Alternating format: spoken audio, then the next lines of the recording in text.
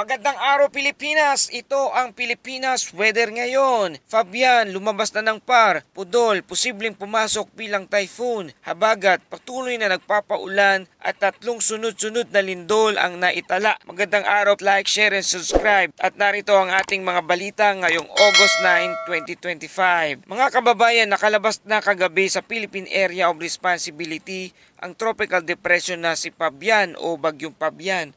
Wala na po itong direktang epekto sa alimang bahagi ng bansa. Pero ayon sa mga eksperto, patuloy pa rin itong babantayan dahil posibleng magkaroon ng pagbabago sa galaw at lakas sa mga susunod na araw. Bukod kay Fabian, may isa pang binabantayang sama ng panahon sa labas ng par, ang tropical storm na tinatawag nating Pudol. May international name na Pudol po. Huling namataan ito kaninang alas 3 ng madaling araw sa layong 2,230 kilometers silangan ng extreme northern Luzon. May taglay itong maximum sustained winds na 85 kilometers kada oras malapit sa gitna at may bugso na umaabot sa 105 kilometers kada oras. Kumikilos pa kanluran, hilagang kanluran sa bilis na 15 kilometers kada oras. Ayon sa forecast, posibleng pumasok ito ng PAR or Philippine Area of Responsibility sa linggo ng hating gabi o Lunes ng madaling araw bilang isang typhoon category. Sa kasalukuyan, tinutumbok nito ang hilagang bahagi ng Taiwan. Dahil sa epekto ng southwest monsoon o hanging habagat, asahan ang maulap na kalangitan na may kalat-kalat na ulan at thunderstorm sa Mimaropa, Western Visayas, Bicol Region at Quezon. Mag-ingat po sa posibleng flash flood at landslide lalo na kapag may malalakas na pag-ulan. Samantala sa Metro Manila at iba pang bahagi ng bansa,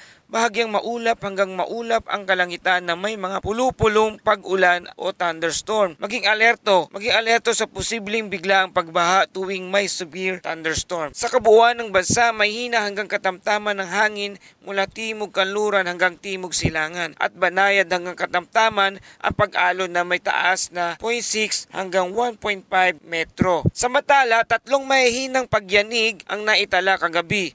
Ayon sa PHIVOLCS, ang unang lindol bandang 7:19 ng gabi, magnitude 2.4 at may lalim 7 kilometro sa hilagang kanluran ng Bunawan, Agusan del Sur. Ang ikalawang lindol bandang 7:26 ng gabi na may magnitude na 2.5 at may lalim na 24 kilometro at 15 kilometro sa hilagang silangan ng Buldon, Maguindanao del Norte. At ang ikatlo bandang alas 9:25 ng gabi, may magnitude na 1.5 at may lalim na 8 kilometers at 13 kilometers sa hilagang silangan ng Cortes, Surigao del Sur. Wala pong naiulat na pinsala o nasaktan, ngunit paalala, laging maging handa, alamin ang gagawin kapag lumindol. Yan po ang ating pinakahuling update mula sa Pilipinas weather ngayon. Para sa mga detalyadong impormasyon, bisitahin ang official website ng Pag-asa at PHIVOLCS. Muli, ito po ang Pilipinas weather ngayon. Don't forget to like, share, and subscribe. Lagi kang updated sa balitang panahon, bagyo at lindol. Ito ang Pilipinas weather ngayon. Salamat, ingat po tayong lahat.